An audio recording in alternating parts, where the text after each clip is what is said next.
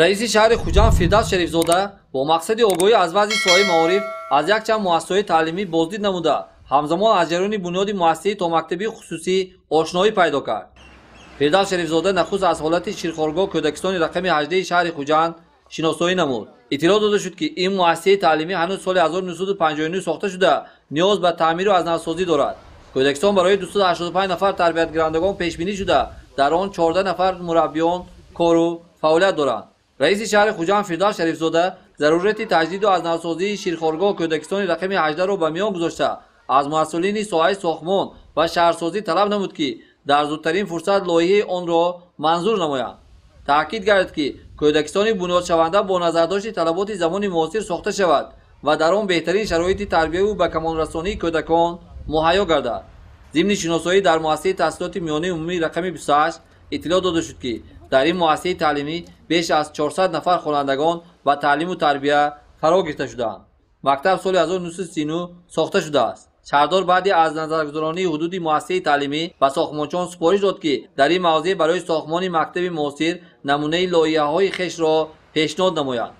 ба истиқболи 30-солагии истиқлолияти давлатии ҷумҳурии тоҷикистон дар кӯчаи ҷойра зокири маҳаллии содирхон ҳофизи шаҳри хуҷанд сохтмони кӯдакистони муосир аз ҷониби соҳибкорони маҳаллӣ ҷараён дорад.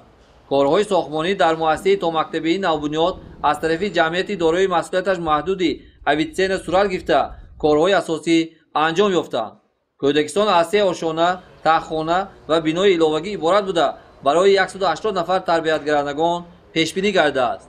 раиси шаҳри хуҷанд фирдавс шарифзода ба сифати корҳои сохтмонӣ баҳои баланд дода ба масъулини дахлдор ҷиҳати сабзу хуррамнамоии атрофи кӯдакистон дастуру супоришҳо ироа намуд. зимни шиносоӣ дар коллеҷи тиббии шаҳри хуҷанд иттилоъ дода шуд ки маъмурияти муассиса иқдом гирифтанд ки бахшида ба 30-солагии истиқлолияти давлатии ҷумҳурии тоҷикистон бинои нави иловагӣ иборат аз 4 ошона сохта ва истифода диҳанд.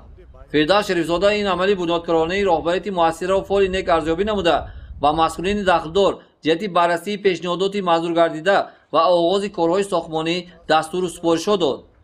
ҷоиз ба зикр аст ки дар қаламрави шаҳр иқдомоти созандагӣ дар заминаи дастуру супоришҳои асосгузори сулҳу ваҳдати миллӣ, пешвои миллат, президенти ҷумҳурии тоҷикистон муҳтарам эмомалӣ раҳмон ва нишондодҳои раиси вилояти Суғ Раҷаббой Аҳмадзода бо маром идома дорад.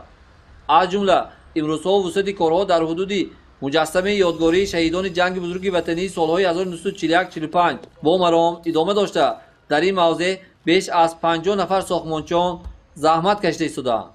сафолакӯшии ҳудуди муҷассама дар арафаи анҷомёбӣ буда чароғоннамоии он низ идома дорад. ҳамзамон тасмим гирифта шуд ки дар ҳудуди маҳаллаи сарибаландии шаҳри хуҷанд чойхона, сартарошхона, кошонаи ҳусн ва мағоза бунёд гардида он то рӯзи ҷашнҳои миллӣ мавриди истифода қарор дода мешавад.